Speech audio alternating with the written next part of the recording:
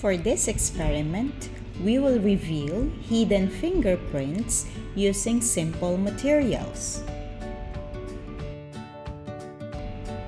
We will use betadine or povidone iodine, citric acid, hydrogen peroxide, 3%.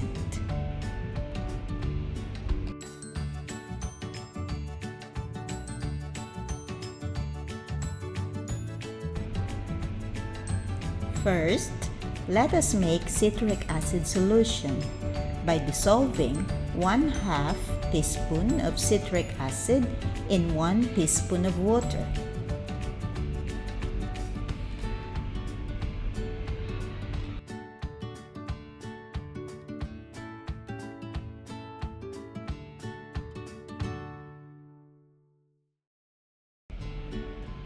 We will use 0.5 ml of citric acid solution and 0.5 ml of hydrogen peroxide.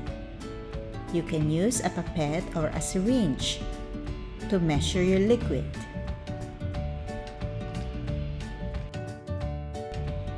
Next, in a glass or a container, combine citric acid solution, hydrogen peroxide, and few drops of povidone iodine.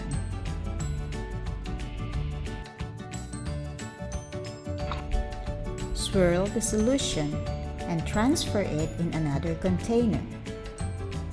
Now, prepare your paper.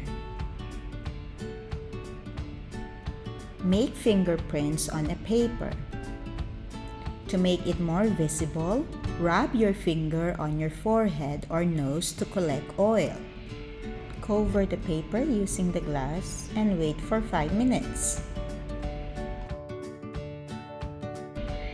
So, what is happening here? How does it work?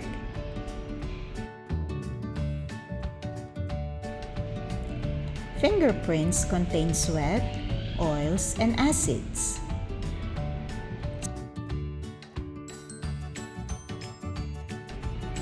Citric acid and hydrogen peroxide reacts with the amino acids and oils in fingerprints. Iodine sticks to the fingerprint residue,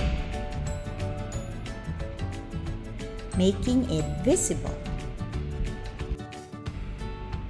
The fingerprints should appear brown or dark lines.